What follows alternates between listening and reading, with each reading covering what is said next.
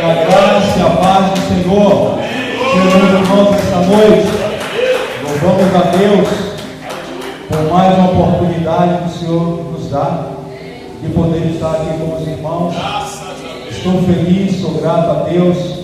Como sempre, agradeço ao pastor pela confiança, pelo respeito e a toda a igreja pelo carinho como me recebe aqui. Louvamos a Deus, irmãos. Nesse dia eu pedi a Deus uma palavra. Eu sempre invoco ao Senhor, peço a Deus que me oriente acerca de uma palavra para a igreja, porque eu não sei a necessidade dos irmãos, eu não sou conheço o coração dos irmãos, eu não sei o que se passa com os irmãos, e é importante e extremamente necessário nós ouvirmos a voz de Deus, seguirmos a direção do Senhor, ter a sensibilidade do Espírito Santo para poder ser direcionado por Deus, para trazer uma mensagem conforme a necessidade dos irmãos e conforme a vontade de Deus. Amém? E eu, irmãos, Deus colocou no meu coração o Salmo 50, versículo de número 15. Esse salmo eu já citei algumas vezes aqui em algumas das minhas pregações, mencionei, mas nesta noite nós iremos meditar com certo cuidado nesse versículo. Salmo 50, amém. Versículo 15. Amém. Glória a Deus. Amém. Glória ao nome do Senhor para sempre. Santo é o Senhor Jesus. Te louvamos e te adoramos, Senhor, tu és o nosso Deus. O texto diz assim, irmãos: invoca-me no dia da angústia, eu te livrarei e tu me glorificarás. Invoca-me no dia da angústia, eu te livrarei e tu me glorificarás. Amém? Esteja orando por mim nesta noite. Eu quero poder ser um canal para penetrar o coração dos irmãos com esta palavra. Irmãos, esta palavra só em nós lermos, só em mencionarmos, é tão poderosa que já nos proporciona um conforto, uma edificação em só simplesmente nós lermos esta palavra. O salmista, nesse texto, versículo anterior, ele orienta e exorta a tributar a Deus sacrifícios de louvor. E após ele mencionar isso, é como se ele fosse tomado pelo Espírito Santo de Deus para profetizar. E ele diz: invoca-me.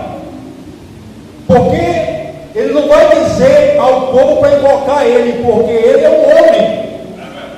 Então, subentendemos e entendemos que Deus estava usando ele em profecia em meio ao louvor, e ele recomenda ao povo dizendo: invoca-me no dia da angústia. Observe, irmãos, que esse texto, o Senhor demonstra um interesse em atender ao seu povo, em socorrer o seu povo. Esse texto demonstra a prontidão de Deus em estar disposto a responder a todos aqueles que o invocam, a todos aqueles que o clamam. Observe que Deus recomenda, Deus aconselha: me invoque no dia da angústia. O dia da angústia é um dia anormal, é um dia atípico, não é um dia como todos os outros dias. Eu costumo dizer que o sol, ele não brilha todos os dias, como todas as noites não existe lua. Assim é o dia da angústia. A angústia é um estado de tristeza profunda. E Esse dia nos falta força. Este dia nos falta apetite. Este dia nos falta sono. Este dia nós queremos ficar sozinhos, não temos disposição para acolher ninguém, para estar com ninguém. Queremos estar isolados só. Este dia é um dia de tristeza. É um dia em que muitas vezes a angústia é tamanha que vai para uma depressão. E o que às vezes essa pessoa quer é até perder a vida, o desejo de viver, pede a morte, como me lembra o grande Jó. Deseja a morte, porque a angústia sufoca o seu coração, a sua alma, aperta a sua mente. É verdade. E não temos disposição para nada. E quando falamos em angústia, eu me lembro do nosso Senhor Jesus Cristo, no Getsemane. Ele disse, ele brada em oração a Deus, ao seu Pai: a minha alma está angustiada até a morte. Imagine a dor do seu mestre. Imagine tamanha angústia e aflição que envolvia a sua alma, o seu coração e a sua mente. Ele diz: a minha alma está angustiada até a morte.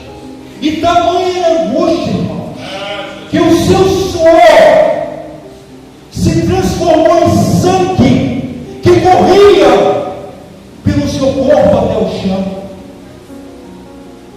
Ele dizia: Pai, se possível for, passa de mim este cálice, mas todavia não faça a minha vontade, mas a tua. É verdade.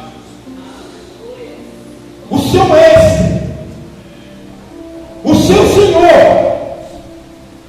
ele suportou a angústia terrível, incomparável, que nós não podemos descrever com precisão. Me faltam palavras para expressar tamanha angústia. É verdade. Mas aquela angústia demonstrava um grande amor por nossas vidas. O texto diz que ele mostrou através da cruz, ele provou que nos amava na cruz. É verdade. Então, irmãos, a sua angústia, a sua dor, quando você estiver assim, lembre da cruz. Leve o seu pensamento para a cruz. Vá lá no Getsemane e lembre do seu mestre. Lembre que ele sofreu tamanha angústia por amor a você. Mas ele recomenda que você não deve ficar, permanecer e continuar angustiado. É verdade. O texto, ele diz: me volte. E o que a Bíblia diz, irmãos, acerca disto, acerca desta palavra? Jeremias, o profeta, no capítulo 33, versículo 3, observe que o povo estava escravizado por desobediência a Deus. Mas Deus deixou um profeta ali no meio do povo. Deus deixou o homem de Deus, que em meio às nossas angústias, mesmo nós errando, mesmo nós falhando contra o Senhor, mas Ele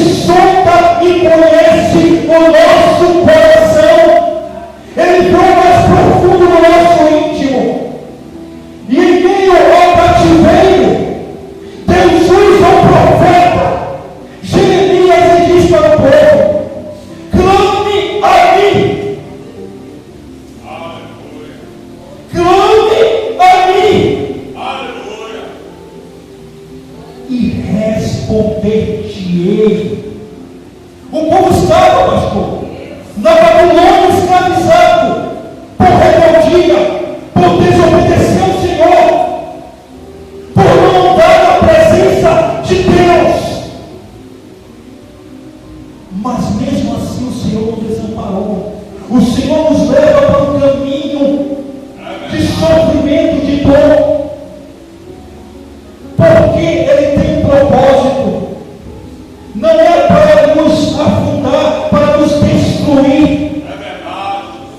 Não é para destruir e acabar com a nossa vida, mas o propósito é nos ensinar a se voltar para Ele,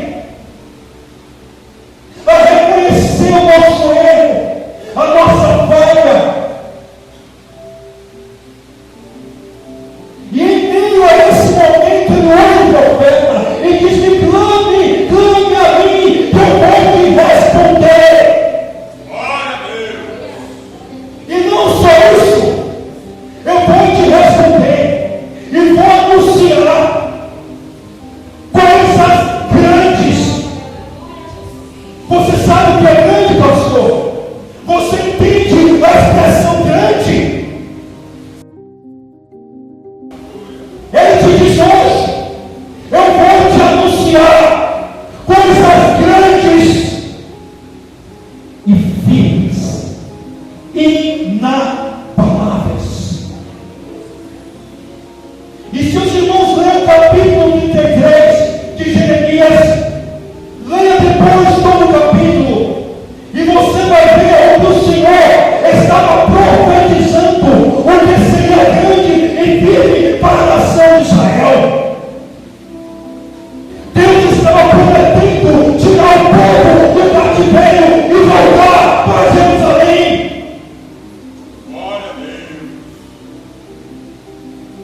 Eu não sei qual é o teu cativeiro, eu não sei o que está oprimindo, lhe trazendo angústia, dor, sofrimento. Mas Deus te diz hoje: e clame o dia da angústia.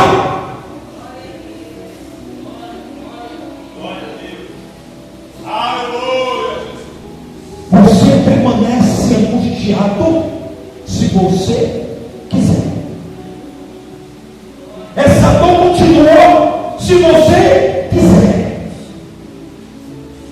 Mas o Senhor está te orientando e aconselhando, te animando a gritar por socorro.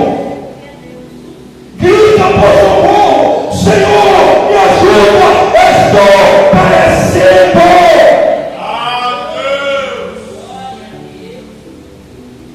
Os discípulos, quando viram que o barco estava cheio de água, homens experientes no mar, pescadores, eita Deus, eram homens experientes, irmãos, eram pescadores habilitados, mas quando eles perceberam que a onda ou as ondas eram muito grandes, era uma tempestade que não era normal, que não era comum para eles. E o barco começou a entrar água, e eles iriam perecer. Se você não gritar desde esta noite, você pode perecer. Você está no fio. É verdade, Deus. Ajuda, Deus. Ajuda, Pai. E eles queriam viver. Eles queriam ser útil. Eles queriam proclamar as grandezas de Deus na terra. E ele disse: Senhor, socorre, nós iremos perecer.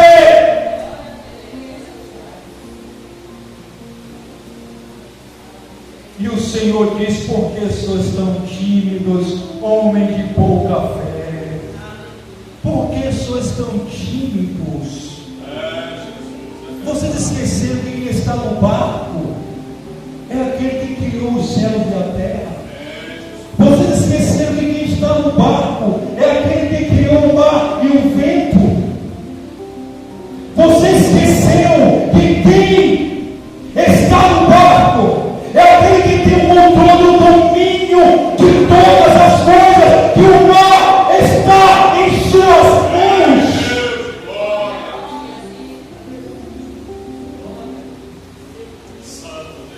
E ele disse: vento, cala-te. Você consegue compreender a grandeza do seu Deus? Vento, cala-te. Mar, aquieta-te.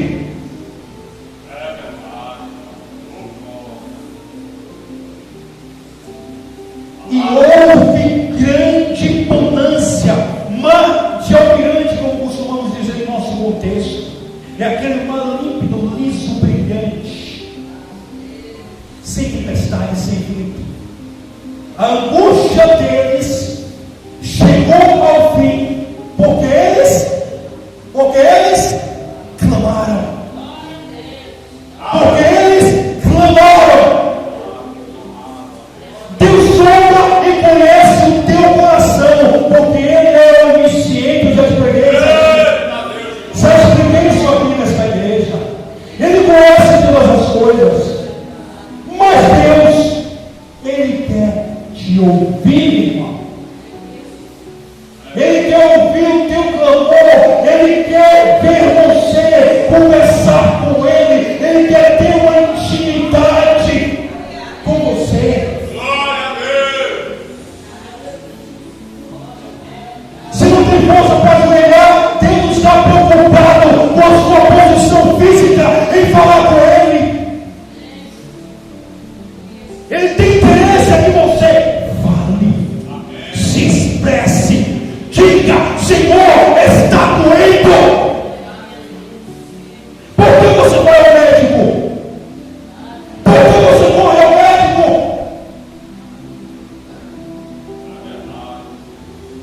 Porque está doendo. Porque você tem uma enfermidade e você sabe que ali tem um paliativo e até mesmo uma solução. Mas aqui, neste lugar, está o médico dos médicos.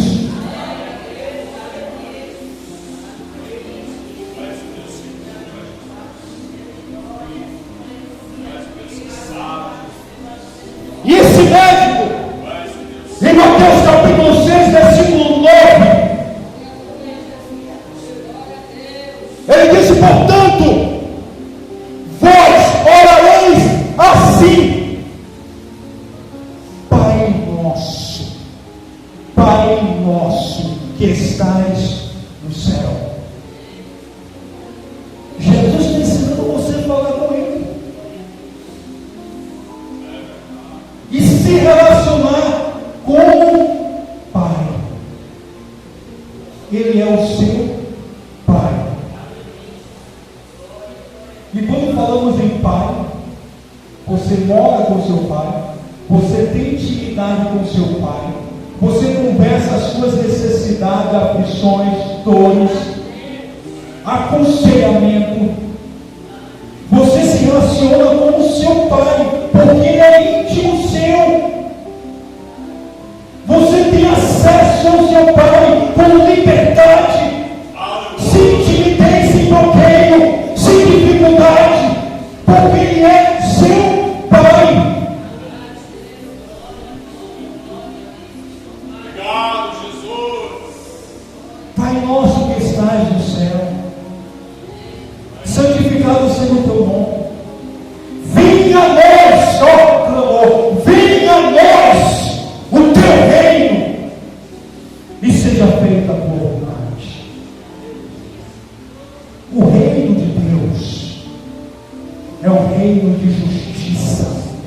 Quando você diz: venha a nós o teu reino, você está pedindo: Senhor, me guia na tua justiça, me guia no caminho de retidão.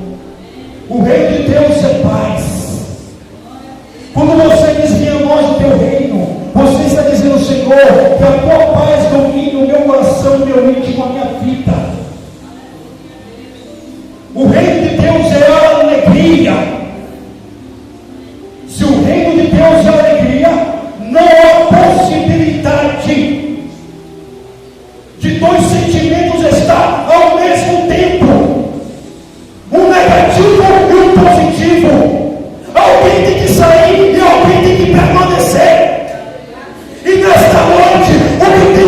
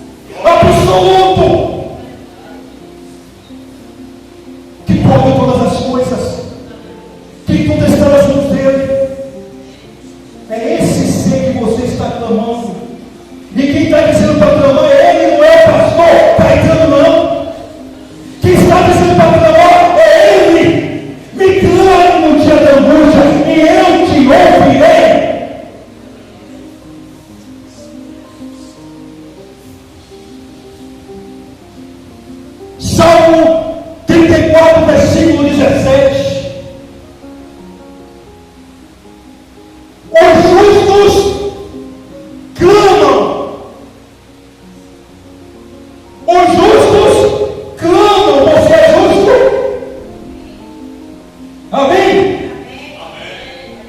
Romanos capítulo 5, versículo 1 está escrito: sendo, pois, justificados pela fé, temos paz com Deus. Portanto, você é justo. A justificação é uma das características da salvação. Justificação significa ser absolvido, inocentado, ser declarado justo. Você é justo. E o salmista ele diz: o justo clama e o Senhor o ouve. O Senhor o ouve. E para por aí? Não. O Senhor o ouve e os livra de todas as suas angústias. O Senhor, ele está falando que Ele livra de todas as suas angústias.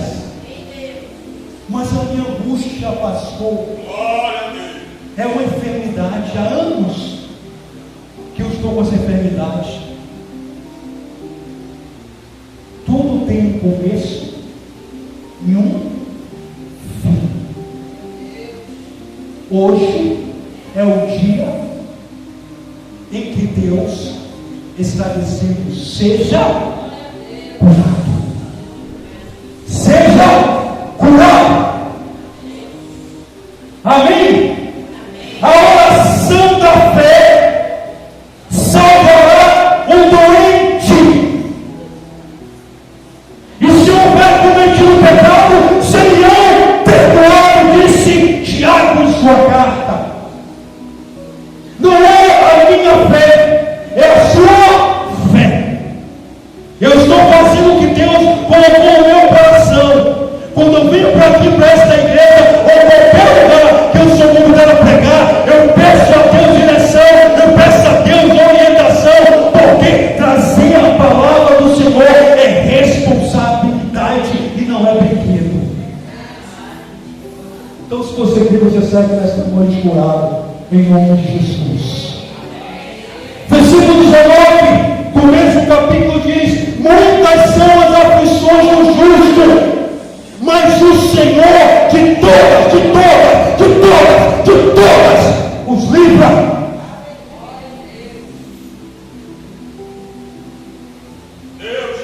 Você passa por uma situação hoje que lhe proporcionou angústia. O Senhor te livra dessa hoje. Amanhã vem outra, o Senhor te livra amanhã. E assim sucessivamente, querido. Porque o reino de Deus é alegria. A angústia ela vem, mas não pode permanecer. E Ele verá o penoso trabalho de tuas mãos e ficará satisfeito. Você sabe que esse texto é uma profecia referente a Jesus Cristo. Isaías capítulo 53, que o pastor pregou aqui no domingo. E Ele verá o penoso trabalho de tuas mãos e ficará satisfeito. Jesus estava no Getsemane, a angústia era terrível, as lágrimas do suor, em sangue, mas Ele estava vendo o futuro. Ele estava vendo eu e você aqui glorificando e exaltando ao nome dele, vendo milhares e milhares de pessoas salvas, libertas, transformadas. Amém? Eu quero encerrar isso. Deus poderoso, glória. Salmo 40, versículo 11, irmãos, mais antigo na igreja, cita muito esse salmo, Salmo 40. Não é verdade? Já está na ponta da língua. Mas esse salmo tem uma mensagem muito profunda.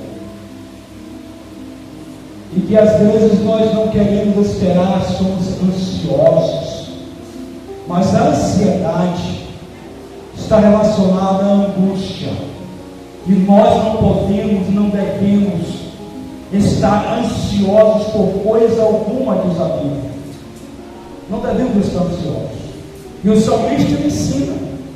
Ele ensina qual deve ser a nossa atitude, qual deve ser o nosso comportamento, com essa é a nossa vida como servo de Deus. Esperei com paciência no Senhor. E Ele deixou a gente de lado, Ele abandonou a gente, Ele esqueceu a gente, Ele desprezou a gente. Não, não é isso. Não. Esperei com paciência no Senhor, e Ele se inclinou. Você entende isso? Você entende que um Deus santo, bom, zeloso, perfeito, Ele se inclina, Ele se dobra. Quando você clama, Ele se dobra. É isso que Deus está dizendo. Ou seja, Ele vai à sua atenção. Ele se inclinou para mim e ouviu o meu clamor.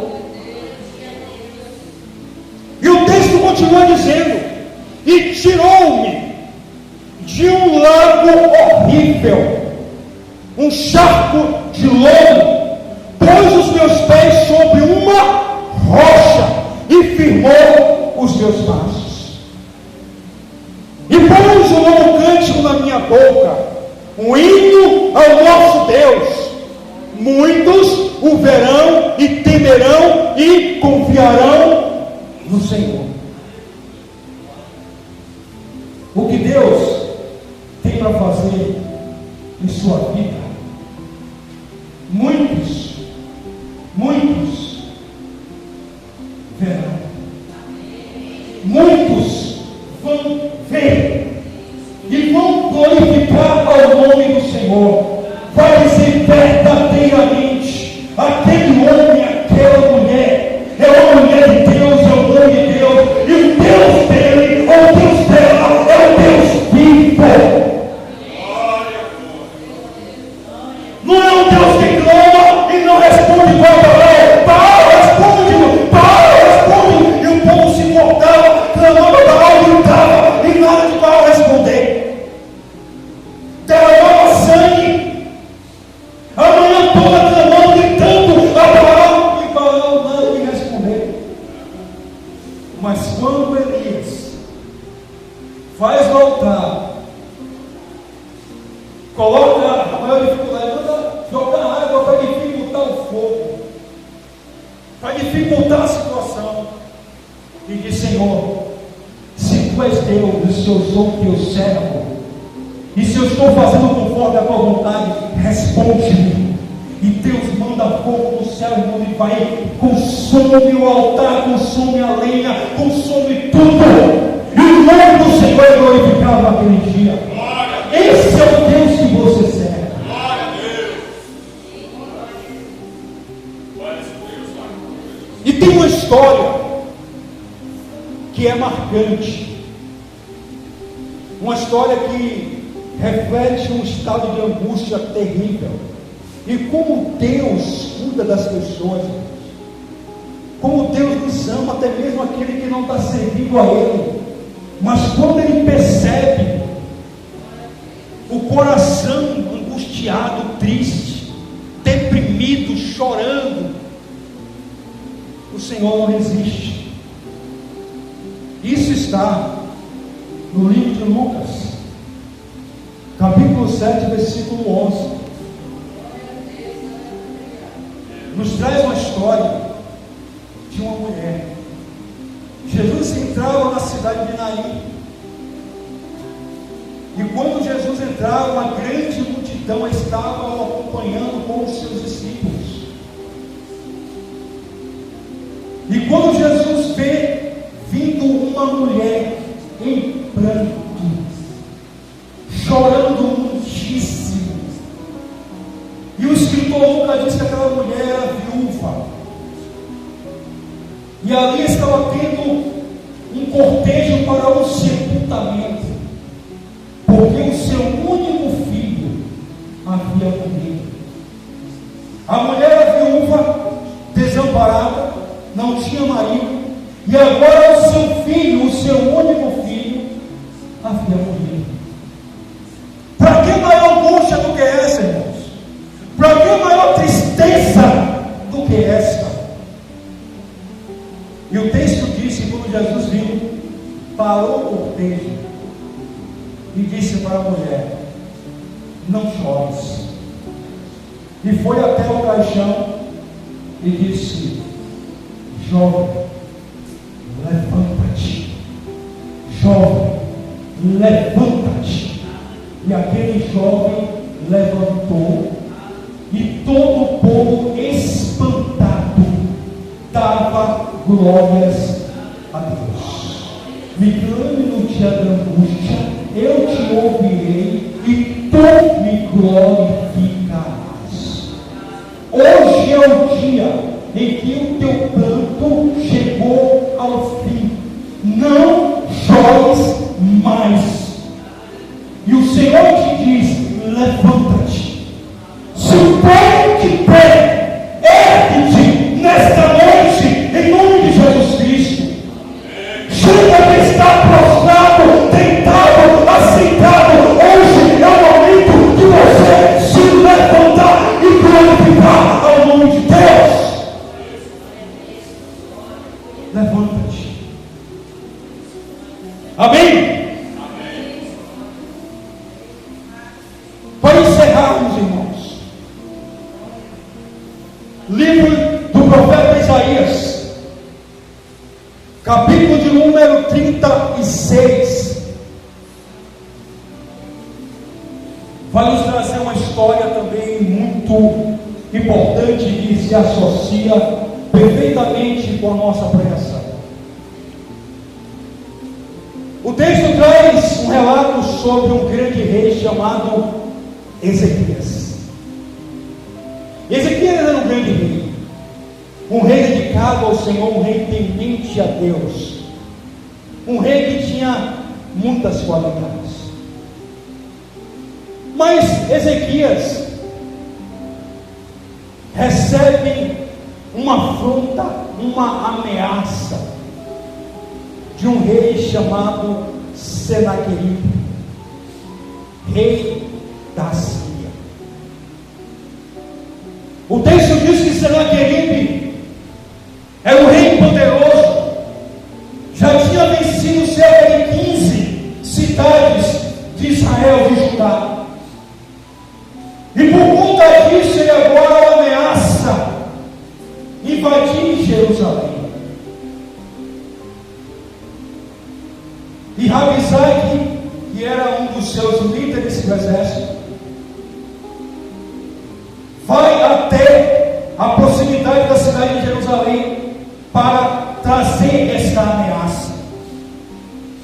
E alguns homens de Ezequias vão até o encontro desse general.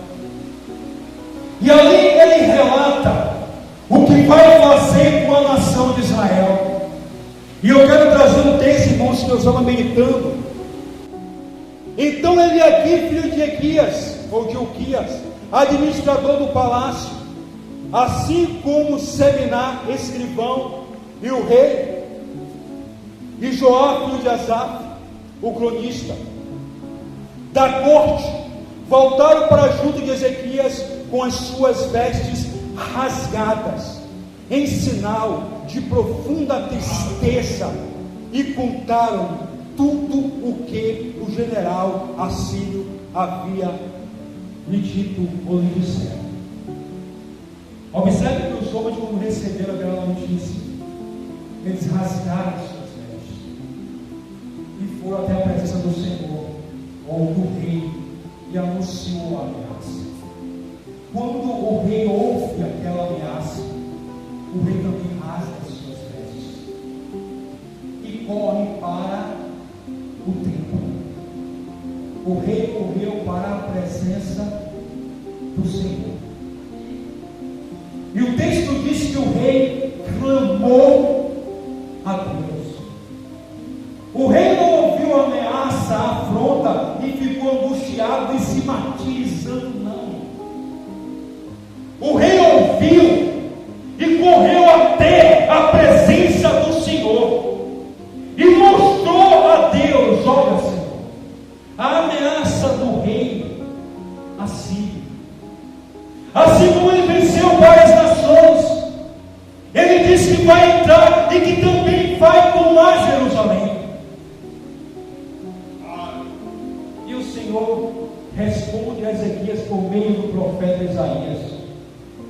disse a colocar o anzol no seu nariz e a prender a sua boca, o anzol como se prende um boi, e prender a boca como se prende um cavalo, mostrando que quem domina é Ele. E quando Ele quer executar, ninguém pode impedir a manifestação do seu poder. E o que acontece, irmãos, no fim dessa história? O que acontece? Você não sabe o que acontece? Irmãos, quando te afrontarem, quando te ameaçarem, quando disserem que vai fazer algo contra você, contra a sua vida, contra a sua família, é comum nós, como seres humanos, nos preocupar e nos angustiar. Mas isso não significa que você deve permanecer no estado de angústia e de tristeza. Você deve correr à presença de Deus e mostrar: Senhor, você escutou a afronta daquele homem, daquela pessoa. Deus, o Senhor tem visto a calúnia contra a minha vida. Eu sou teu servo, eu estou em tua presença.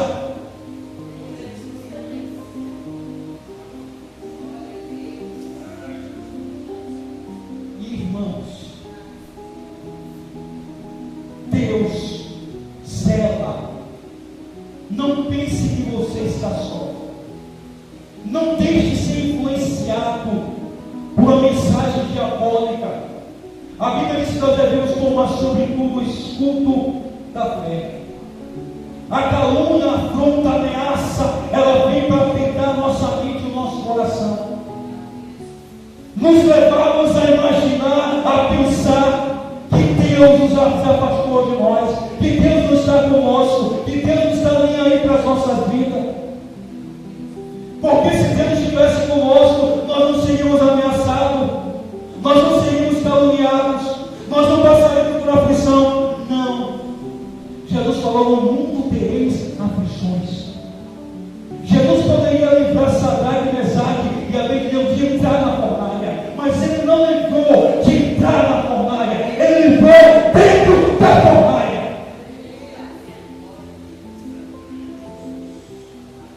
Ele não impediu de Daniel entrar na cova dos leões, não impediu. Ele deixou entrar. Você vai passar por aflição? Sim, entenda isso, é necessário. Nós precisamos crescer, ter intimidade e conhecer a manifestação do poder de Deus em meio à aflição.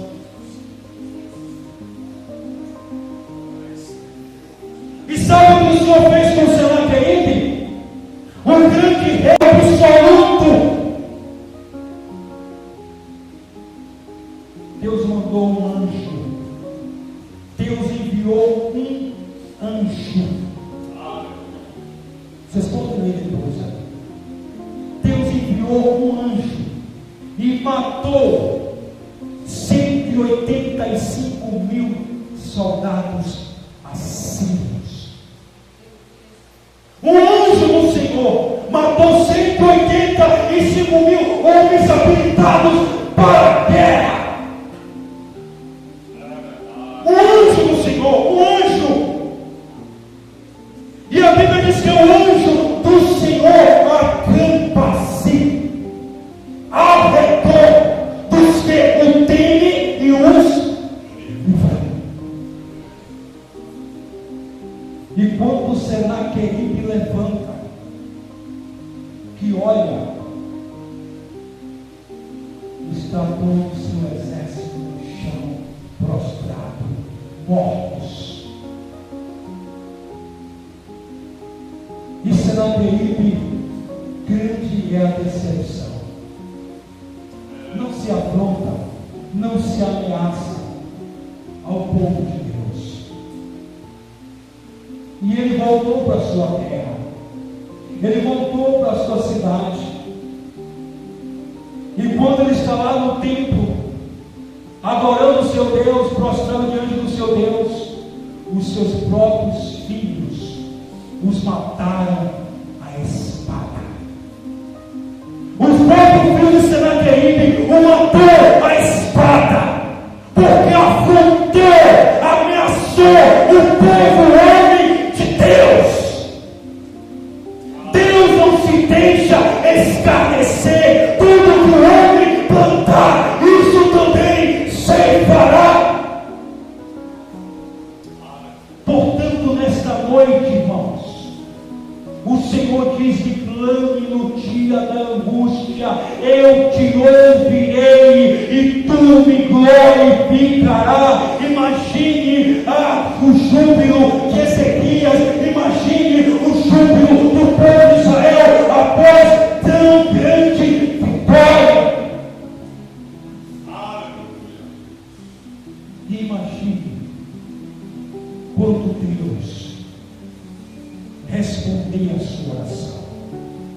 Imagine quando Deus lhe conceder o livramento, a vitória que você está ansiosamente esperando. Você vai glorificar, você vai exaltar ao nome do Senhor, e todos vão glorificar juntamente com você. Amém? Eu quero orar por você nesta noite, você que ouviu esta palavra, com permissão do nosso pastor. Eu quero nesta noite orar por você que recebeu esta palavra e que crê na vitória em nome de Jesus. Glória a Deus, aleluia.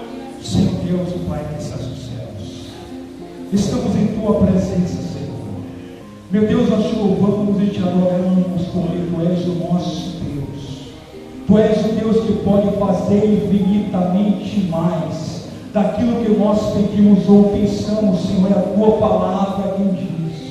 E tu disseste em tua palavra nesta noite, o Senhor nos ensinou e nos exorta a clamar ao Senhor no dia da angústia, com a garantia de que o Senhor vai nos responder, e consequentemente nós iremos glorificar e exaltar o teu nome, Senhor. Meu Deus, tu sabes da necessidade de cada um dos teus filhos aqui nesta noite. Tu sabes da angústia, da aflição da tua serva, Senhor, do teu servo, meu Deus. E tu podes fazer todas as coisas. Ó Deus, realiza nesta noite um milagre, assim como o Senhor realizou, Senhor, na vida, meu Deus, de Ezequias, na vida, Senhor, daquela mulher ao qual tinha perdido o seu único filho.